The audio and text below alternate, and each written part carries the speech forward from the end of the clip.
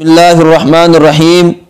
ناظرین، انتہائی افسوس کے ساتھ یہ اطلاع دی جاتی ہے کہ ہندوستان کا مشہور و معروف ادارہ جامعہ مفتاح العلوم جلال آباد ضلع شاملی کے شیخ الحدیث حضرت مولانا رضوان نسیم صاحب کا آج میرٹھ کے ایک ہاسپٹل میں انتقال ہو گیا۔